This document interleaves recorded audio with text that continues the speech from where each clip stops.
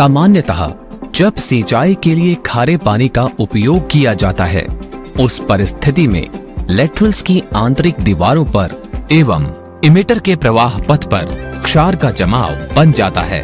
ये क्षार का जमाव इमिटर के प्रवाह दर को प्रभावित करता है तथा पूरी सूक्ष्म सिंचाई प्रणाली को धीरे धीरे बंद करना शुरू कर देता है। इस स्थिति में पूरी प्रणाली का उचित संचालन सुनिश्चित करने के लिए एसिड उपचार करना आवश्यक होता है। पानी में उसका खारापन पानी के पीएच को नापकर अनुमानित किया जा सकता है। पानी का 7 पीएच, इसकी तटस्थता व 7 से नीचे होना पानी की अम्लीय प्रकृति तथा 7 से ऊपर का पीएच पानी की लवणता दर्शाता है। पानी का पीएच 7 से अधिक होना ड्रिप सिंचाई प्रणाली के बंद होने की संभावना को दर्शाता है। हम उसके अनुसार एसिड उपचार कार्यक्रम परिभाषित कर सकते हैं। एसिड उपचार शुरू करने से पहले हमें पूरे सिस्टम को साफ करना होगा। इसे सैंड फिल्टर के बैक फ्लशिंग के साथ साथ सेकेंडरी फिल्टर के रूप में उपलब्ध डिस्क और स्क्रीन फिल्टर की सफाई से किया जा सकता है। उसके बाद हमें पूरे सिस्टम को, जिसमें सब मेंस तथा लेटरल्स शामिल हैं, शुरू से साफ करना होगा ताकि सभी जमा गंदगी बाहर निकल जाए। अब ड्रीपर की इनलेट पर 1 किलोग्राम प्रति वर्ग सेंटीमीटर पानी का दबाव सुनिश्चित करके उन ड्रिपर्स को चिन्हित करें जो मानक प्रवाह दर के अनुसार पानी उत्सर्जित नहीं कर रहे हैं।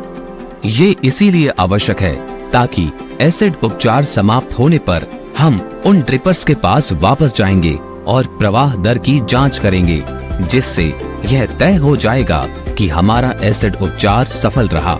आमतौर पर एसिड उपचार में 4 प्रकार के एसिड का उपयोग किया जाता है, जैसे hydrochloric acid, sulphuric acid, phosphoric acid और नाइट्रिक एसिड।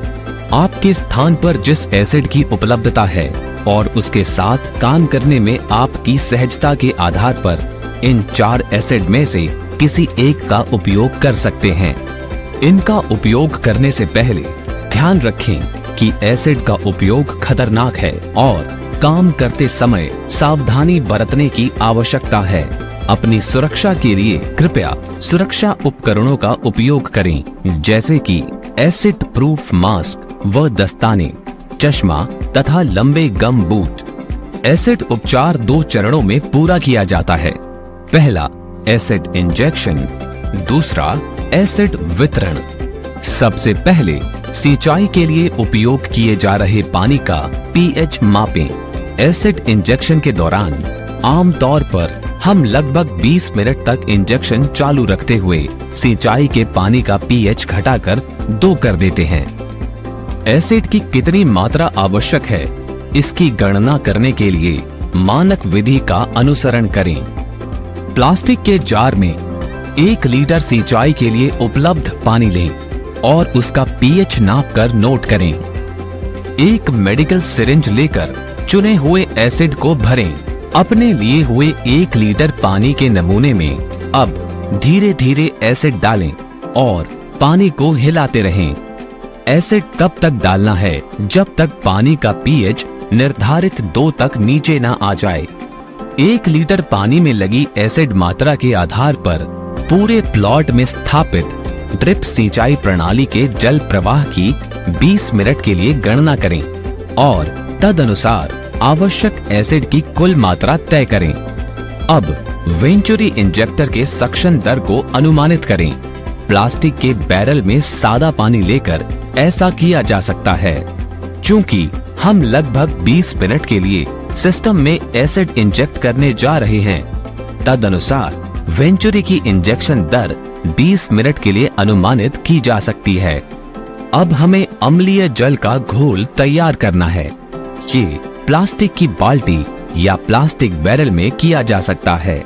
कृपया ध्यान दें, ऐसा करते समय हमेशा एसिड को पानी में मिलाएं, न कि पानी को एसिड में। इससे दुर्घटना हो सकती है। अब हम एसिड उपचार के लिए पूरी तरह से तैयार हैं। अब आप वेंचुरी इंजेक्टर को चालू कर सकते हैं ताकि एसिड घोल इंजेक्ट होना शुरू हो जाए। अब आप एसिड उपचार किए जा रहे प्लॉट में जाकर जांच कर सकते हैं कि अम्लीय जल सिस्टम के अंतिम छोर तक पहुंच गया है या नहीं।